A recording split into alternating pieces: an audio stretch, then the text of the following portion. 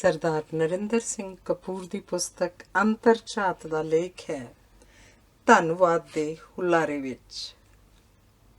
ਸਮਾਜ ਤੋਂ ਸਾਨੂੰ ਜੋ ਕੁਝ ਮਿਲਦਾ ਹੈ ਉਹ ਸਾਡੀ ਯੋਗਤਾ ਤੋਂ ਹਮੇਸ਼ਾ ਵਧੇਰੇ ਹੁੰਦਾ ਹੈ, ਪਰ ਧੰਨਵਾਦ ਕਰਨ ਦੀ ਸਮਰੱਥਾ ਨਾ ਹੋਣ ਕਾਰਨ ਅਸੀਂ ਆਪਣੀਆਂ ਪ੍ਰਾਪਤੀਆਂ ਤੋਂ ਸੰਤੁਸ਼ਟ ਨਹੀਂ ਹੁੰਦੇ। ਜੋ ਕੁਝ ਸਮਾਜ ਤੋਂ ਪ੍ਰਾਪਤ ਹੋਇਆ ਹੈ, ਜੇ ਉਹਦੇ ਯੋਗ ਬਣਨ ਦਾ ਯਤਨ ਕਰੋਗੇ ਤਾਂ ਕਦੀ ਥੱਕੋਗੇ ਨਹੀਂ। ਜੇ ਤੁਸੀਂ ਆਪਣੇ ਆਲੇ ਦੁਆਲੇ ਨੂੰ ਧੰਨਵਾਦ ਦੀ ਨਜ਼ਰ ਨਾਲ ਵੇਖੋਗੇ ਤਾਂ ਕਦੇ ਨਿਰਾਸ਼ ਨਹੀਂ ਹੋਵੋਗੇ। ਧੰਨਵਾਦ ਕੁਝ ਪ੍ਰਾਪਤ ਕਰ ਲੈਣ ਦਾ ਪ੍ਰਮਾਣ ਹੁੰਦਾ ਹੈ, ਜਿਵੇਂ ਮੁਸਕਰਾਹਟ ਕਿਸੇ ਨੂੰ ਪਛਾਣ ਲੈਣ ਦਾ ਸਬੂਤ ਹੁੰਦੀ ਹੈ, ਜਿਵੇਂ ਹਾਸਾ ਕਿਸੇ ਗੱਲ ਦੇ ਸਮਝ ਆ ਜਾਣ ਦਾ ਐਲਾਨ ਹੁੰਦਾ ਹੈ। ਧੰਨਵਾਦ ਦੀ ਭਾਵਨਾ ਹਰ ਚੀਜ਼ ਨੂੰ ਸੁੰਦਰ ਬਣਾ ਦਿੰਦੀ ਹੈ, ਜਦੋਂ ਕਿ ਲਾਪਰਵਾਹੀ ਦਾ ਭਾਵ ਹਰ ਮਹੱਤਵਪੂਰਨ ਚੀਜ਼ ਜਾਂ ਵਰਤਾਰੇ ਨੂੰ ਅਰਥਹੀਣ ਕਰ ਦਿੰਦਾ ਹੈ। ਰੱਬ ਸੰਸਾਰ ਪ੍ਰਤੀ ਲਾਪਰਵਾਹ ਹੋ ਹੀ ਨਹੀਂ ਸਕਦਾ। ਸਾਰੇ ਧਰਮ ਰੱਬ ਪ੍ਰਤੀ ਧੰਨਵਾਦ ਦੀ ਭਾਵਨਾ ਦਾ ਪ੍ਰਗਟਾਵਾ ਹਨ। ਕਿਸੇ ਨੇ ਕਿਹਾ ਸੀ, ਤੁਸੀਂ ਹੀ ਰੱਬ ਨੂੰ ਪਿਆਰ ਕਰੋ। ਤੁਸੀਂ ਰੱਬ ਨੂੰ ਪਿਆਰ ਨਾ ਕਰੋ, ਤੁਸੀਂ ਰੱਬ ਦਾ ਧੰਨਵਾਦ ਨਾ ਕਰੋ, ਸਗੋਂ ਅਜਿਹੇ ਬਣੋ ਕਿ ਰੱਬ ਤੁਹਾਨੂੰ ਪਿਆਰ ਕਰਨ ਲੱਗ ਪਵੇ, ਰੱਬ ਤੁਹਾਨੂੰ ਅਪਣਾ ਲਵੇ, ਰੱਬ ਤੁਹਾਡਾ ਧੰਨਵਾਦ ਕਰੇ। ਜੇ ਵਿਸ਼ਾਲ ਦ੍ਰਿਸ਼ਟੀ ਨਾਲ ਵੇਖਿਆ ਜਾਏ ਤਾਂ ਨਾਨਕ ਨੇ ਰੱਬ ਨੂੰ ਓਨਾ ਪਿਆਰ ਨਹੀਂ ਕੀਤਾ ਜਿੰਨਾ ਰੱਬ ਨੇ ਨਾਨਕ ਨੂੰ ਕੀਤਾ। ਜਿਸ ਨੂੰ ਨਾਨਕ ਪਿਆਰ ਕਰਦੇ ਹਨ ਉਹ ਰੱਬ ਹੋ ਜਾਂਦਾ ਹੈ, ਜਿਸ ਨੂੰ ਰੱਬ ਪਿਆਰ ਕਰਦਾ ਹੈ ਉਹ ਨਾਨਕ ਹੋ ਜਾਂਦੇ ਹਨ। ਹਰ ਅਰਦਾਸ ਧੰਨਵਾਦ ਦੀ ਭਾਵਨਾ ਵਿੱਚੋਂ ਉਪਜਦੀ ਹੈ। ਅਰਦਾਸ ਵਿੱਚ ਸਿਰ ਝੁਕਦਾ ਹੀ ਤਾਂ ਹੈ ਜਦੋਂ ਉਹਦੀ ਦਹਿਲੀਜ਼ ਦਿਸਦੀ ਹੈ। ਜਦੋਂ ਉਹਦੀ ਦਹਿਲੀਜ਼ ਦਿਸ ਪਵੇ ਤਾਂ ਹਰ ਅਦਾ ਹੀ ਅਰਦਾਸ ਬਣ ਜਾਂਦੀ ਹੈ। ਅਜਿਹੀ ਅਵਸਥਾ ਵਿੱਚ ਹਰ ਦਰਖਤ ਵਿੱਚੋਂ, ਹਰ ਝਾੜੀ ਵਿੱਚੋਂ, ਹਰ ਬੱਦਲ ਵਿੱਚੋਂ, ਹਵਾਵਾਂ ਵਿੱਚੋਂ, ਹਰ ਕਿਸੇ ਵਿੱਚੋਂ ਉਹ ਵਿਖਾਈ ਦੇਣ ਲੱਗ ਪੈਂਦਾ ਹੈ। ਜੀਵਨ ਸਮੁੱਚੀ ਮਾਨਵ ਜਾਤੀ ਦਾ ਸਾਂਝਾ ਸੁਪਨਾ ਹੈ। ਮਨੁੱਖ ਇਨਸਾਨ ਉਦੋਂ ਬਣਦਾ ਜਦੋਂ ਪਹਾੜਾਂ, ਖੇਤਾਂ, ਮੈਦਾਨਾਂ, ਦਰਿਆਵਾਂ, ਸੂਰਜ ਤੇ ਤਾਰਿਆਂ ਨੂੰ ਵਿਸ਼ਵਾਸ ਅਤੇ ਧੰਨਵਾਦ ਦੀ ਭਾਵਨਾ ਨਾਲ ਵੇਖਦਾ ਹੈ। ਅਸੀਂ ਜੋ ਕੁਝ ਹਾਂ, ਉਹ ਜੋ ਕੁਝ ਅਸੀਂ ਸੋਚ ਚੁੱਕੇ ਹਾਂ, ਉਹਦਾ ਨਤੀਜਾ ਹਾਂ। ਜੇ ਤੁਸੀਂ ਸਭ ਕੁਝ ਜਾਣਦੇ ਹੋ ਤਾਂ ਹੈਰਾਨ ਹੋਣ ਦੀ ਪ੍ਰਸੰਨਤਾ ਨਹੀਂ ਮਾਣ ਸਕੋਗੇ। ਤੁਹਾਡੇ ਵਿੱਚ ਧੰਨਵਾਦ ਕਰਨ ਦੀ ਬਿਰਤੀ ਨਹੀਂ ਹੋਵੇਗੀ। ਧੰਨਵਾਦ ਦੀ ਭਾਵਨਾ ਤੋਂ ਬਿਨਾਂ ਜੀਵਨ ਦੇ ਕਿਸੇ ਵੀ ਖੇਤਰ ਵਿੱਚ ਜਿੱਤ ਅਤੇ ਹਾਰ ਦੋਵੇਂ ਨਿਰਾਸ਼ ਕਰਦੀਆਂ ਹਨ। ਉਦਾਸ ਅਤੇ ਨਿਰਾਸ਼ ਵਿਅਕਤੀ ਬਿਮਾਰੀਆਂ ਨੂੰ ਜਲਦੀ ਗ੍ਰਹਿਣ ਕਰਦਾ ਹੈ। ਬਿਮਾਰੀ ਕੋਈ ਵੀ ਹੋਵੇ, ਅਸੀਂ ਉਦੋਂ ਤੱਕ ਅਰੋਗ ਨਹੀਂ ਹੋ ਸਕਦੇ ਜਦੋਂ ਤੱਕ ਅਸੀਂ ਆਪਣੇ ਆਪ ਨਾਲ ਇਕਸੁਰ ਹੋਣ ਲਈ ਗੁੱਸੇ ਨੂੰ ਮੁਆਫੀ ਨਾਲ, ਹੰਕਾਰ ਨੂੰ ਸੰਜਮ ਨਾਲ, ਪਖੰਡ ਨੂੰ ਸਾਦਗੀ ਨਾਲ ਤੇ ਲਾਲਚ ਨੂੰ ਸੰਤੋਖ ਨਾਲ ਜਿੱਤ ਨਾ ਲਈਏ। ਜਿੱਤਣ ਦਾ ਗੁਣ ਤੇ ਹੌਸਲਾ ਉਦੋਂ ਤੱਕ ਨਹੀਂ ਉਪਜੇਗਾ ਜਦੋਂ ਤੱਕ ਸਾਡੇ ਵਿੱਚ ਕੁਦਰਤ ਪ੍ਰਤੀ ਧੰਨਵਾਦ ਦੀ ਭਾਵਨਾ ਨਹੀਂ ਉਪਜਦੀ। ਵੇਖਿਆ ਗਿਆ ਹੈ ਕਿ ਅਸੀਂ ਅਸ਼ਾਂਤ ਹੋਣ ਕਾਰਨ ਹੀ ਇੱਛਾਵਾਂ ਕਰਦੇ ਹਾਂ ਤੇ ਇੱਛਾਵਾਂ ਕਾਰਨ ਹੀ ਅਸ਼ਾਂਤ ਹੁੰਦੇ ਹਾਂ। ਇੱਛਾਵਾਂ ਸਰੀਰ ਨਾਲ ਸੰਬੰਧ ਰੱਖਦੀਆਂ ਹਨ, ਜਦਕਿ ਆਤਮਾ ਦੀ ਕੋਈ ਇੱਛਾ ਨਹੀਂ ਹੁੰਦੀ। ਸਰੀਰ ਪਰੇਸ਼ਾਨ ਤੇ ਅਸ਼ਾਂਤ ਹੁੰਦਾ ਉਦੋਂ ਹੁੰਦਾ ਹੈ ਜਦੋਂ ਇਹ ਪ੍ਰੇਮ ਕਰਨ ਦੀ ਥਾਂ ਪ੍ਰੇਮ ਦੀ ਪ੍ਰਾਪਤੀ ਲਈ ਤੰਗਦਾ ਹੈ। ਪ੍ਰੇਮ ਦੀ ਵਿਆਕਰਨ ਦਾ ਪਹਿਲਾ ਨੇਮ ਇਹ ਹੈ ਕਿ ਪਿਆਰ ਕੀਤਿਆਂ ਹੀ ਪਿਆਰ ਮਿਲਦਾ ਹੈ। ਪ੍ਰੇਮ ਦੀ ਘੜੀ ਵਿੱਚ ਭੁੱਖ ਮਿਟ ਜਾਂਦੀ ਹੈ। ਪ੍ਰੇਮ ਦੀ ਅਣਹੋਂਦ ਕਾਰਨ ਹੀ ਮਨੁੱਖ ਜ਼ਿੰਦਗੀ ਭਰ ਭੋਜਨ ਤਬਾਹ ਕਰਦੇ ਰਹਿੰਦੇ ਹਨ। ਜਿਹੜੀ ਮਾਂ ਬੱਚੇ ਨੂੰ ਬਹੁਤ ਪ੍ਰੇਮ ਕਰਦੀ ਹੈ, ਉਹ ਬੱਚਾ ਘੱਟ ਦੁੱਧ ਪੀਂਦਾ ਹੈ। ਉਸਨੂੰ ਪਤਾ ਹੈ ਕਿ ਦੁੱਧ ਕਦੇ ਵੀ ਪੀਤਾ ਜਾ ਸਕਦਾ ਹੈ। ਅਜਿਹੇ ਬੱਚੇ ਨੂੰ ਭਵਿੱਖ ਦਾ ਕੋਈ ਭੈ ਨਹੀਂ ਹੁੰਦਾ। ਜਿਸ ਬੱਚੇ ਨੂੰ ਮਾਂ ਪ੍ਰੇਮ ਨਹੀਂ ਕਰਦੀ, ਉਹ ਰੱਜ ਕੇ ਵੀ ਰੋਂਦਾ ਰਹੇਗਾ। ਉਹ ਵੱਧ ਦੁੱਧ ਪੀਏਗਾ, ਉਹਨੂੰ ਭਵਿੱਖ ਦਾ ਭਰੋਸਾ ਨਹੀਂ ਹੁੰਦਾ। ਪ੍ਰੇਮ ਤੇ ਦੁੱਧ ਨਾਲ ਰੱਜੇ ਬੱਚੇ ਦੇ ਸਮੁੱਚੇ ਮਨ ਵਿੱਚ ਤੇ ਸਰੀਰ ਵਿੱਚੋਂ ਮੁਸਕਰਾਹਟ ਦੇ ਰੂਪ ਵਿੱਚ ਧੰਨਵਾਦ ਦਾ ਪ੍ਰਗਟਾਵਾ ਹੁੰਦਾ ਹੈ। ਸ਼ਿਕਾਇਤੀ ਬਿਰਤੀ ਧੰਨਵਾਦ ਦੀ ਵਿਰੋਧੀ ਬਿਰਤੀ ਹੈ। ਸ਼ਿਕਾਇਤ ਲਾਉਣ ਵਾਲਿਆਂ ਨੇ ਨਾ ਈਸਾ ਨੂੰ ਛੱਡਿਆ, ਨਾ ਸੁਕਰਾਤ ਨੂੰ ਬਖਸ਼ਿਆ, ਨਾ ਮਨਸੂਰ ਨੂੰ ਰਹਿਣ ਦਿੱਤਾ। ਸ਼ਿਕਾਇਤ ਲਾਉਣ ਵਾਲੇ ਤਾਂ ਭਾਈ ਕਨ੍ਹੱਈਏ ਦੀ ਵੀ ਸ਼ਿਕਾਇਤ ਲਾ ਗਏ, ਪਰ ਭਾਈ ਕਨ੍ਹੱਈਏ ਨੇ ਇਹਨਾਂ ਸ਼ਿਕਾਇਤੀਆਂ ਪ੍ਰਤੀ ਵੀ ਧੰਨਵਾਦ ਭਰੇ ਅੰਦਾਜ਼ 'ਚ ਕਿਹਾ ਸੀ, ਮੇਰੇ ਪਾਤਸ਼ਾਹ, ਸਾਰੇ ਮੈਦਾਨ ਅੰਦਰ ਤੈਥੋਂ ਇਲਾਵਾ ਕੋਈ ਨਜ਼ਰ ਆਇਆ ਹੀ ਨਹੀਂ। ਜਿੱਥੇ ਚੋਇਆ ਪਾਣੀ ਤੇਰਾ ਮੂੰਹ ਦਿਸਿਆ, ਕਿਸੇ ਗੈਰ ਦੇ ਮੂੰਹ ਵਿੱਚ ਪਾਣੀ ਪਾਇਆ ਹੀ ਨਹੀਂ। ਤੁਹਾਡਾ ਦੱਸਿਆ ਤੁਹਾਨੂੰ ਕੀ ਦੱਸਾਂ, ਤੁਸੀਂ ਦੂਈ ਦਾ ਪਾਠ ਪੜ੍ਹਾਇਆ ਹੀ ਨਹੀਂ। ਜਿੰਨੇ ਕਿਸੇ ਦੇ ਵਧੇਰੇ ਦੋਸਤ ਹੋਣਗੇ, ਜਾਣੂ ਤੇ ਸ਼ੁਭ ਚਿੰਤਕ ਹੋਣਗੇ, ਉਨਾ ਹੀ ਉਸ ਲਈ ਸੰਕੀਰਨ, ਹੋਛਾ ਤੇ ਕਮੀਨਾ ਬਣਨਾ ਔਖਾ ਹੋ ਜਾਂਦਾ ਹੈ। ਜੇ ਨੀਅਤ ਠੀਕ ਹੋਵੇ ਤਾਂ ਪਹੁੰਚਣ ਵਾਲੇ ਮੰਜ਼ਿਲ ਵੱਲ ਪਿੱਠ ਕਰਕੇ ਵੀ ਪਹੁੰਚ ਜਾਂਦੇ ਹਨ। ਜੇ ਤੁਹਾਡੇ 'ਚ ਧੰਨਵਾਦ ਕਰਨ ਦੀ ਬਿਰਤੀ ਹੈ ਤਾਂ ਤੁਹਾਨੂੰ ਧੰਨਵਾਦ ਕਰਨ ਦੇ ਅਵਸਰਾਂ ਦੀ ਥੁੜ ਨਹੀਂ ਹੋਏਗੀ, ਕਿਉਂਕਿ ਇਹ ਕੁਦਰਤ ਦਾ ਅਸੂਲ ਹੈ ਕਿ ਜੇ ਲੰਗਰ ਅਤੁੱਟ ਵਰਤੇਗਾ ਤਾਂ ਛਕਣ ਵਾਲੀ ਸੰਗਤ ਵੀ ਅਤੁੱਟ ਹੋ ਜਾਏਗੀ। ਸੰਸਾਰ ਦੀ ਹਰ ਚੀਜ਼ ਅਧੂਰੀ ਹੈ। ਸੰਸਾਰ ਸੁੰਦਰ ਹੀ ਤਾਂ ਹੈ ਕਿਉਂਕਿ ਇਹ ਸੰਪੂਰਨ ਨਹੀਂ। ਜਗਤ ਤਮਾਸ਼ਾ ਦਿਲਚਸਪੀ ਤਾਂ ਹੈ ਕਿਉਂਕਿ ਅਧੂਰੇ ਬੰਦਿਆਂ ਦਾ ਨਾਟਕ ਹੈ। ਧਰਤੀ ਨੂੰ ਸੂਰਜ ਦੀ ਲੋੜ ਹੈ, ਪਰ ਧਰਤੀ ਨੂੰ ਸੂਰਜ ਦੀ ਧਰਤੀ ਤੋਂ ਦੂਰੀ ਦੀ ਵੀ ਲੋੜ ਹੈ। ਸੰਸਾਰ ਦੀ ਹਰ ਚੀਜ਼ ਵਿੱਚ ਤਰੇੜ ਹੈ, ਪਰ ਰੌਸ਼ਨੀ ਇਸ ਤਰੇੜ ਰਾਹੀਂ ਹੀ ਆਉਂਦੀ ਹੈ। ਬੂਹੇ, ਬਾਰੀਆਂ, ਰੋਸ਼ਨਦਾਨ ਆਦਿ ਕੰਧਾਂ ਵਿੱਚ ਵਿਉਂਤੀਆਂ ਹੋਈਆਂ ਤਰੇੜਾਂ ਹਨ। ਧੰਨਵਾਦ ਕਰਨ ਦੀ ਬਿਰਤੀ ਹੋਵੇ ਸੇ ਕੁਦਰਤ ਤੁਹਾਨੂੰ ਥੱਕਣ ਨਹੀਂ ਦੇਵੇਗੀ। ਕਦਮ ਕਦਮ ਤੇ ਦੌਲਤਾਂ ਵਿਛੀਆਂ ਨਜ਼ਰ ਆਉਣਗੀਆਂ। ਮੇਰੇ ਇੱਕ ਮਿੱਤਰ ਹਨ ਜਿਨ੍ਹਾਂ ਦੀ ਸ਼ਿਕਾਇਤਾਂ, ਗਿਲੇ ਸ਼ਿਕਵਾਂ ਦੀ ਸੂਚੀ ਕੁਝ ਵਧੇਰੇ ਲੰਮੀ ਹੈ। ਇੱਕ ਵਾਰੀ ਕਹਿਣ ਲੱਗੇ, ਬਹੁਤ ਉਦਾਸ ਹਾਂ, ਮੇਰੇ ਕੋਲ ਕੋਈ ਪੂੰਜੀ ਨਹੀਂ, ਮਰ ਜਾਣ ਬਾਰੇ ਸੋਚਦਾ ਹਾਂ। ਇੱਕ ਹੋਰ ਮਿੱਤਰ ਨੇ ਕਿਹਾ ਕਿ ਤੁਸੀਂ ਚੰਗੇ ਭਲੇ ਹੋ, ਆਪਣਾ ਇੱਕ ਗੁਰਦਾ ਵੇਚ ਦਿਓ, ਜਿੰਨੀ ਪੂੰਜੀ ਤੁਹਾਨੂੰ ਚਾਹੀਦੀ ਹੈ ਉਸ ਨਾਲੋਂ ਦੁੱਗਣੀ ਮਿਲ ਜਾਏਗੀ। ਤੁਹਾਡਾ ਇੱਕ ਗੁਰਦੇ ਨਾਲ ਸਰੀਰ ਠੀਕ ਚੱਲਦਾ ਰਹੇਗਾ। ਜੇ ਹੋਰ ਪੂੰਜੀ ਚਾਹੀਦੀ ਹੈ ਤਾਂ ਆਪਣੀ ਇੱਕ ਅੱਖ ਵੇਚ ਦਿਓ। ਧਿਆਨ ਨਾਲ ਦੇਖੋ ਤਾਂ ਕੁਦਰਤ ਨੇ ਤੁਹਾਨੂੰ ਕਿੰਨੀਆਂ ਮਹਿੰਗੀਆਂ ਚੀਜ਼ਾਂ ਮੁਫਤ ਵਿੱਚ ਦਿੱਤੀਆਂ ਹੋਈਆਂ ਹਨ, ਪਰ ਕਿਉਂਕਿ ਤੁਹਾਡੇ ਵਿੱਚ ਸ਼ਿਕਾਇਤਾਂ ਕਰਨ ਦੀ ਬਿਰਤੀ ਹੈ, ਧੰਨਵਾਦ ਦੀ ਭਾਵਨਾ ਨਹੀਂ, ਸੋ ਤੁਸੀਂ ਸਫਲ ਨਹੀਂ ਹੋ ਰਹੇ। ਤੁਸੀਂ ਉਨੇ ਦੁਖੀ ਨਹੀਂ ਜਿੰਨਾ ਤੁਸੀਂ ਆਪਣੇ ਆਪ ਨੂੰ ਦੁਖੀ ਦੱਸਦੇ ਹੋ। ਧੰਨਵਾਦ ਦੀ ਬਿਰਤੀ ਵਿੱਚੋਂ ਸ਼ਕਤੀ ਪ੍ਰਾਪਤ ਕਰੋ। ਕਈ ਵਿਅਕਤੀ ਕਹਿੰਦੇ ਹਨ, ਜੇ ਮੇਰੀ ਆਮਦਨ ਦੁੱਗਣੀ ਹੋ ਜਾਏ ਤਾਂ ਮੈਂ ਧੰਨਵਾਦੀ ਹੋਵਾਂਗਾ। ਅਜਿਹੇ ਵਿਅਕਤੀਆਂ ਨੂੰ ਮੇਰਾ ਸੁਝਾਅ ਹੈ ਕਿ ਜਿਨ੍ਹਾਂ ਦੀ ਆਮਦਨ ਉਹਨਾਂ ਨਾਲੋਂ ਦੁੱਗਣੀ ਹੈ, ਉਹਨਾਂ ਨੂੰ ਮਿਲ ਕੇ ਵੇਖ ਲੈਣ ਕਿ ਉਹ ਪ੍ਰਸੰਨ ਹਨ। ਅਸੀਂ ਇਸ ਲਈ ਪ੍ਰਸੰਨ ਨਹੀਂ ਕਿਉਂਕਿ ਅਸੀਂ ਦੂਜਿਆਂ ਨਾਲੋਂ ਵਧੇਰੇ ਪ੍ਰਸੰਨ ਹੋਣਾ ਚਾਹੁੰਦੇ ਹਾਂ। ਕਈ ਵਿਅਕਤੀ ਕਹਿੰਦੇ ਹਨ ਕਿ ਮੈਂ ਉਦੋਂ ਪ੍ਰਸੰਨ ਹੋਵਾਂਗਾ ਜਦੋਂ ਮੇਰੀ ਤਰੱਕੀ ਹੋ ਜਾਏਗੀ, ਜਦੋਂ ਮੈਂ ਮਕਾਨ ਪਾ ਲਿਆ, ਜਦੋਂ ਮੈਂ ਬੱਚੇ ਵਿਆਹ ਦਿੱਤੇ ਆਦਿ।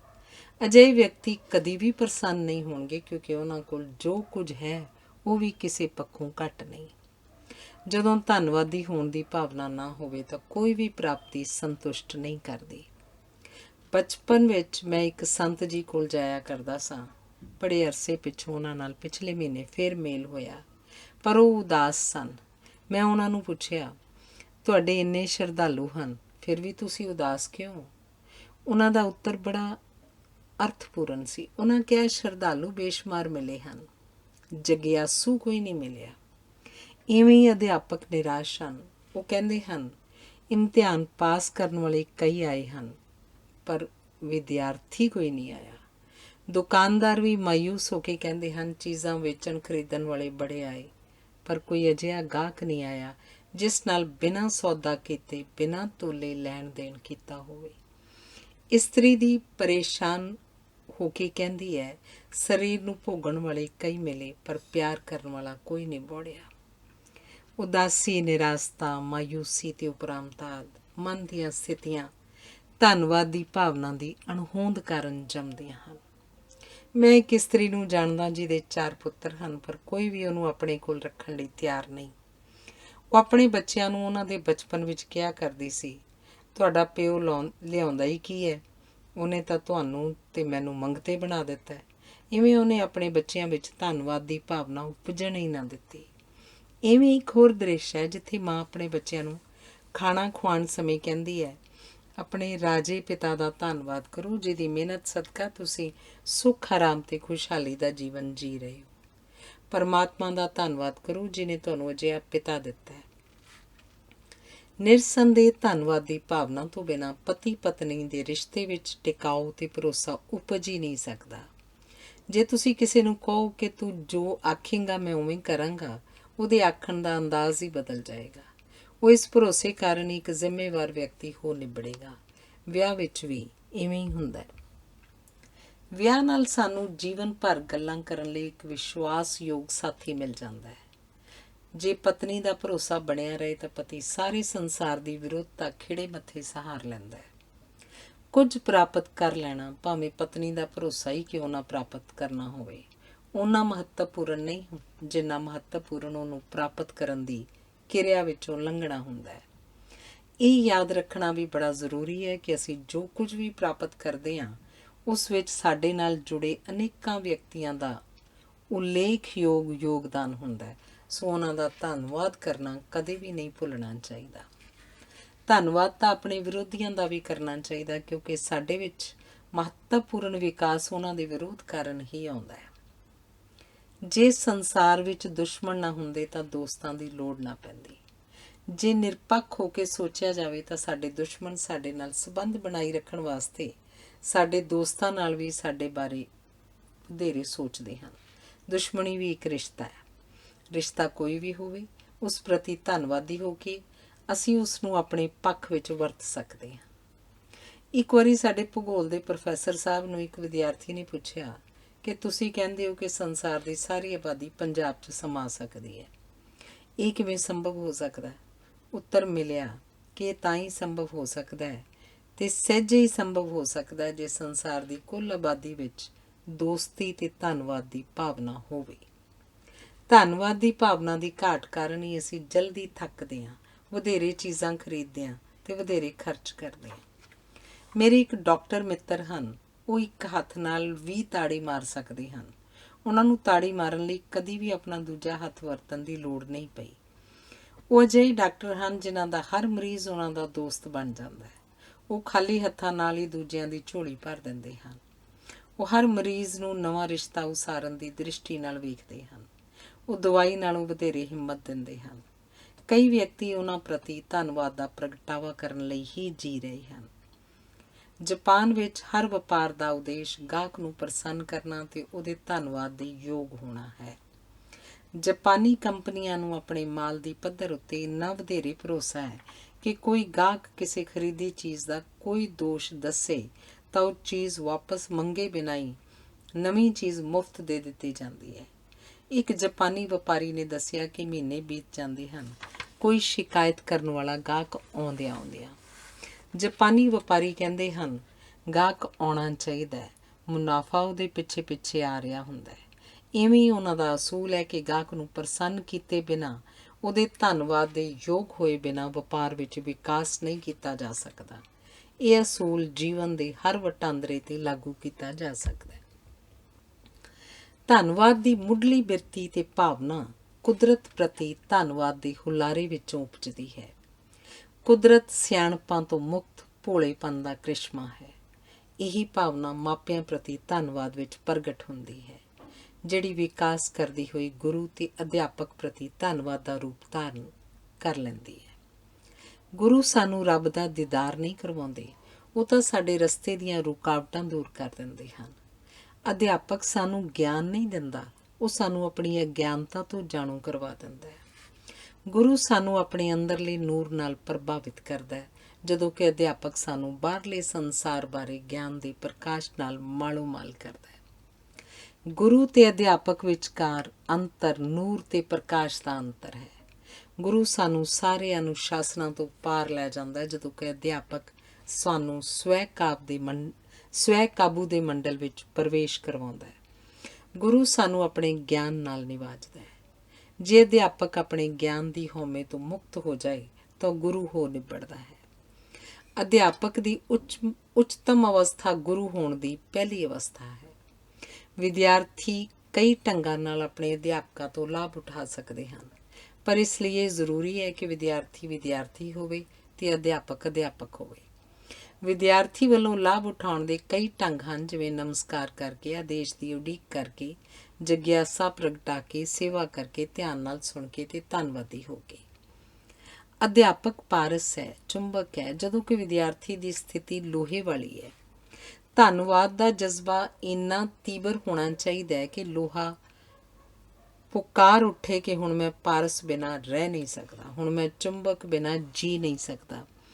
ਜਦੋਂ ਤੱਕ ਇਵੇਂ ਨਹੀਂ ਵਾਪਰਦਾ, ਵਿੱਦਿਆ ਪ੍ਰਾਪਤੀ ਤੋਂ ਸਾਨੂੰ ਤਸੱਲੀ ਨਹੀਂ ਮਿਲੇਗੀ। ਜਿਸ ਅਨੁਪਾਤ ਵਿੱਚ ਧੰਨਵਾਦ ਦੀ ਭਾਵਨਾ ਸੁੰਗੜਦੀ ਜਾ ਰਹੀ ਹੈ, ਉਸੇ ਅਨੁਪਾਤ ਵਿੱਚ ਨਾਸਤਕਤਾ, ਅਸੰਤੁਸ਼ਟਤਾ, ਸਾੜਾ, ਮੁਕਾਬਲੇ ਦੀ ਬਿਰਤੀ ਤੇ ਈਰਖਾ ਵੱਧ ਰਹੇ ਹਨ।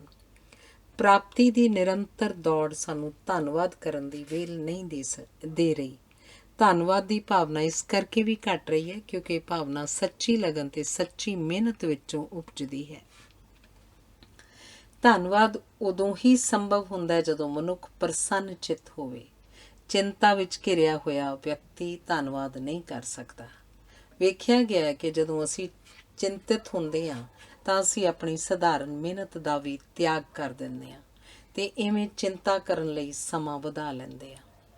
ਚਿੰਤਾ ਦਾ ਇਲਾਜ ਕੰਮ ਦਾ ਤਿਆਗ ਨਹੀਂ, ਵਧੇਰੇ ਕੰਮ ਹੈ। ਦੁੱਖ ਤੇ ਚਿੰਤਾ ਵਿੱਚ ਅਕਸਰ ਜੋ ਕੁਝ ਸਾਡੇ ਕੋਲ ਹੁੰਦਾ ਹੈ ਉਸ ਨੂੰ ਭੁੱਲ ਕੇ ਜੋ ਕੁਝ ਸਾਡੇ ਕੋਲ ਨਹੀਂ ਹੁੰਦਾ ਅਸੀਂ ਉਸ ਲਈ ਵਿਰਲਾਪ ਕਰਦੇ ਹਾਂ।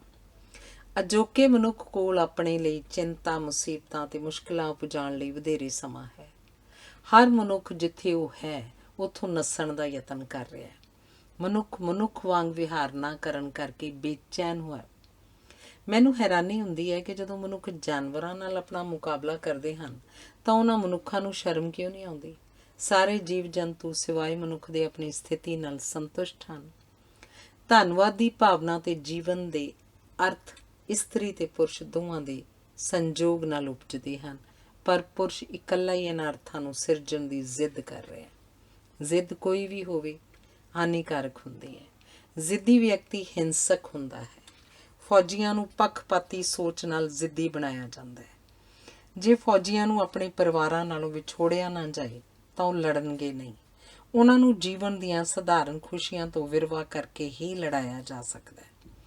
ਲੜਾਈ ਵਿੱਚ ਸਭ ਤੋਂ ਪਹਿਲਾਂ ਧੰਨਵਾਦ ਦੀ ਭਾਵਨਾ ਨੂੰ ਕਤਲ ਕੀਤਾ ਜਾਂਦਾ ਹੈ। ਬਾਕੀ ਤਬਾਹੀ ਇਸ ਕਤਲ ਦੇ ਪਿੱਛੇ ਪਿੱਛੇ ਟੁਰਦੀ ਹੈ। ਤੁਰਕ ਫੌਜਾਂ ਨੇ ਸੰਸਾਰ ਵਿੱਚ ਤਬਾਹੀ ਦੀਆਂ ਨਵੀਆਂ ਉਦਾਹਰਨਾਂ ਸਥਾਪਿਤ ਕੀਤੀਆਂ ਹਨ ਤੇ ਕਈ ਸੱਭਿਅਤਾਵਾਂ ਜਿਵੇਂ ਮਿਸਰੀ, ਯੂਨਾਨੀ ਤੇ ਰੋਮਨ ਸੱਭਿਅਤਾ ਦਾ ਘਾਣ ਕੀਤਾ ਹੈ। ਤੁਰਕਾਂ ਬਾਰੇ ਪ੍ਰਸਿੱਧ ਹੈ ਕਿ ਇਹਨਾਂ ਫੌਜਾਂ ਦਾ ਉਦੇਸ਼ ਜਿੱਤਣਾ ਹਾਰਨਾ ਨਹੀਂ, ਬਸ ਲੜਦੇ ਲੜਦੇ ਮਰਨਾ ਹੈ। ਇਹ ਸਿਰ ਨਾਲ ਵੀ ਲੜਦੇ ਹਨ, ਪਰ ਸਿਰ ਤੋਂ ਬਿਨਾਂ ਇਹ ਵਧੇਰੇ ਯੋਗਤਾ ਨਾਲ ਲੜਦੇ ਹਨ। ਇਹ ਸਿਰ ਕੱਟ ਜਾਣ ਦੇ ਬਾਵਜੂਦ ਲੜਦੇ ਰਹਿੰਦੇ ਹਨ। ਇਹਨਾਂ ਯੋਧਿਆਂ ਦਾ ਸਿਰ ਕਿਸੇ ਅਰਥ ਨਹੀਂ ਹੁੰਦਾ। ਸਿਰ ਦਾ ਕੰਮ ਹੈ ਸੋਚਣਾ। ਇਹ ਸੋਚ ਨਹੀਂ ਸਕਦੇ, ਇਹ ਲੜ ਹੀ ਸਕਦੇ ਹਨ। ਜੇ ਇਹ ਸੋਚ ਸਕਦੇ ਹੁੰਦੇ ਤਾਂ ਇਹਨਾਂ ਨੂੰ ਲੜਨ ਦੀ ਲੋੜ ਹੀ ਨਹੀਂ ਸੀ ਪੈਣੀ। ਸਿਰ ਦਾ ਬੋਝ ਉਤਰ ਜਾਣ ਨਾਲ ਇਹਨਾਂ ਦਾ ਧੜ ਵਧੇਰੇ ਬਹਾਦਰੀ ਨਾਲ ਲੜਦਾ ਹੈ। ਤੁਰਕਾਂ ਨੇ ਕਦੇ ਕਿਸੇ ਦਾ ਧੰਨਵਾਦ ਨਹੀਂ ਕੀਤਾ। ਕਿਸੇ ਨੇ ਤੁਰਕਾਂ ਦਾ ਧੰਨਵਾਦ ਨਹੀਂ ਕੀਤਾ। ਤੁਰਕਾਂ ਦੀ ਕਿਧਰੇ ਵੀ ਪ੍ਰਸ਼ੰਸਾ ਨਹੀਂ ਹੋਈ। ਲੜਾਕੀਆਂ ਕੌਮਾਂ ਦਾ ਸੁਭਾਅ ਤੁਰਕਾਂ ਵਾਲਾ ਹੀ ਹੈ। ਧੰਨਵਾਦ ਦੀ ਬਿਰਤੀ ਤੋਂ ਬਿਨਾਂ ਵਿਅਕਤੀ, ਪਰਿਵਾਰ, ਸਮਾਜ ਤੇ ਕੌਮ ਆਦਿ ਕਿਸੇ ਵਿੱਚ ਵਿਕਾਸ ਨਹੀਂ ਵਾਪਰਦਾ। ਦੂਜਿਆਂ ਪ੍ਰਤੀ ਲਾਪਰਵਾਹੀ ਨਾਲ ਨਾ ਕੋਈ ਰਿਸ਼ਤਾ ਉਸਾਰਿਆ ਜਾ ਸਕਦਾ, ਨਾ ਹੀ ਧੰਨਵਾਦ ਦੇ ਭਾਵ ਉਪਜਦੇ ਹਨ, ਨਾ ਹੀ ਕੁਝ ਚੰਗਾ ਸਿਰਜਿਆ ਜਾ ਸਕਦਾ ਹੈ। ਲਗਭਗ ਹਰ ਮਨੁੱਖ ਨੂੰ ਇਸ ਗੱਲ ਦੀ ਚਿੰਤਾ ਹੈ ਕਿ ਦੂਜੇ ਉਸ ਬਾਰੇ ਕੀ ਸੋਚਦੇ ਹਨ। ਕੇਵਲ ਮਨੁੱਖ ਹੀ ਆਪਣੀਆਂ ਤਸਵੀਰਾਂ ਖਿਚਵਾਉਂਦਾ ਹੈ। ਕੇਵਲ ਮਨੁੱਖ ਹੀ ਆਪਣੀ ਸ਼ਕਲ ਨਾਲ ਅਸੰਤੁਸ਼ਟ ਹੈ। ਕੇਵਲ ਮਨੁੱਖ ਨੂੰ ਹੀ ਆਪਣੇ ਨਿਗੂਣੇਪਣ ਦਾ ਅਹਿਸਾਸ ਹੁੰਦਾ ਹੈ। ਇਹ ਅਹਿਸਾਸ ਉਦੋਂ ਹੀ ਹੁੰਦਾ ਜਦੋਂ ਇਹ ਇਕੱਲਾ ਹੁੰਦਾ ਹੈ ਜਾਂ ਇਕੱਲਾ ਰਹਿ ਜਾਂਦਾ ਹੈ। ਜੀਵਨ ਦੀ ਇਹ ਇੱਕ ਵਾਸਤਵਿਕਤਾ ਹੈ ਕਿ ਮਿੱਤਰਾਂ ਅਤੇ ਸਨੇਹੀਆਂ ਦੇ ਵੱਡੇ ਤਾਣੇ ਬਾਣੇ ਬਿਨਾਂ ਤੁਹਾਡੀ ਪ੍ਰਸੰਨਤਾ ਨਾ ਸੰਭਵ ਹੁੰਦੀ ਹੈ, ਨਾ ਹੀ ਇਹ ਕਿਸੇ ਲੇਖੇ ਲੱਗਦੀ ਹੈ। ਇਹ ਤਾਣਾ ਬਾਣਾ ਧੰਨਵਾਦ ਦੀ ਭਾਵਨਾ ਤੋਂ ਬਿਨਾਂ ਉਸਰ ਨਹੀਂ ਸਕਦਾ। ਪ੍ਰਸੰਨ ਵਿਅਕਤੀ ਲੜਨ ਵੇਲੇ ਲੜਦੇ ਹਨ, ਅੜਨ ਵੇਲੇ ਅੜਦੇ ਹਨ, ਪਰ ਬਦਲਣ ਵੇਲੇ ਬਦਲਦੇ ਵੀ ਹਨ। ਪ੍ਰਸ਼ੰਸਾ ਕਰਨ ਵੇਲੇ ਪ੍ਰਸ਼ੰਸਾ ਵੀ ਕਰਦੇ ਹਨ। ਜੇ ਦੁਸ਼ਮਣ ਵੀ ਦਾਤ ਦੇਣ ਦੇ ਯੋਗ ਹੋਵੇ ਤਾਂ ਦਾਤ ਵੀ ਦਿੰਦੇ ਹਨ। ਜਦੋਂ ਕੋਈ ਵਿਅਕਤੀ ਆਪਣੇ ਆਪ ਨਾਲ ਨਾਰਾਜ਼ ਹੁੰਦਾ ਹੈ ਤਾਂ ਉਹ ਹਰ ਕਿਸੇ ਨਾਲ ਨਾਰਾਜ਼ ਹੋਈ ਜਾਂਦਾ ਹੈ।